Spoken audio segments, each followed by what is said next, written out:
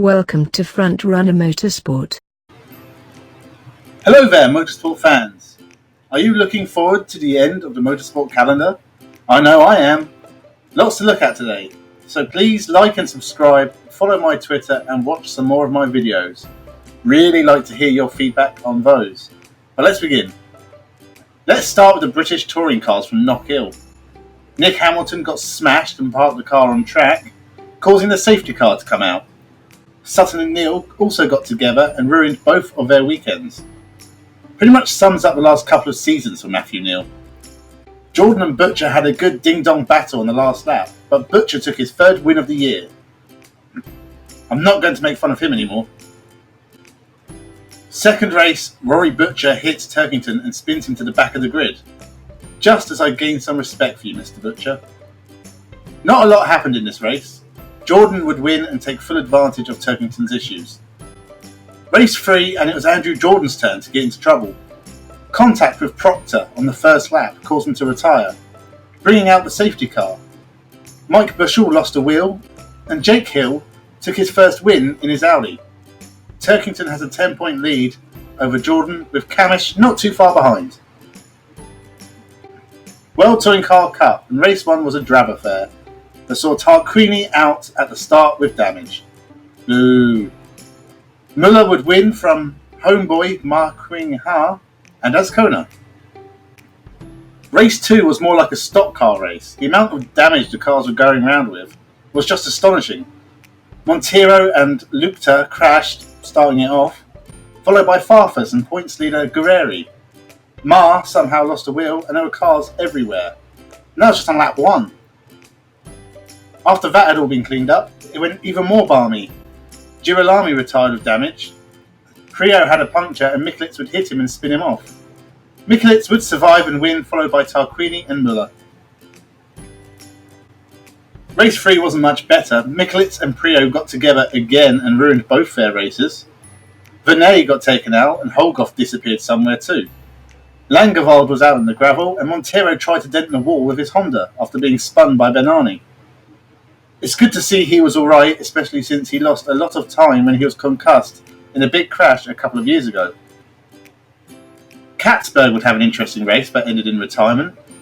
Muller won and capped off his brilliant weekend, followed by Erlache and Tarquini. Michelitz takes the lead in the title race, with Guerreri dropped to second after a disastrous weekend, and Muller putting himself into contention with Bjork lurking. DTM is pretty much done for the year. With Rast and Audi already champions with a round to go, Rast got a win at the Nürburgring as did the world's greatest Jamie Green. We look ahead to the DTM Super GT race to the end of the year. Nico Müller won't be too disappointed. His best ever season and a Formula E drive with Dragon confirmed for next year. Supercars was incredibly dull this weekend. Not a lot happened. First race, Di Silvestro was leading with 15 laps left. She had the pit row. Van Gisbergen won from Whincup.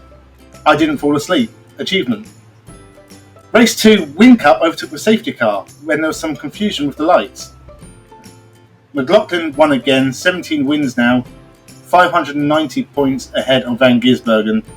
Simona Di Silvestro had her best ever race, finishing 7th. NASCAR was just as interesting. Truex won. Both the Busch brothers struggled, and there's a good race for Larson and Byron. That's all I have to say about that. World Rallycross started with Timizianov rolling. Hansons had a tough qualifying, but both got through. Both Hansons would actually get through semi-final 2 with Timizianov, but all 6 cars in the first semi-final nearly crashed at the start. Baccarat and Gronholm got away, and Doran sneaked through. The final and Timizianov hit the wall and delayed everyone except Timmy Hansen and Gronholm. And that's how it stayed. Only 8 points between the top 3 with 1 round left. 8 weeks away. Who organised this? Why would you ever decide that?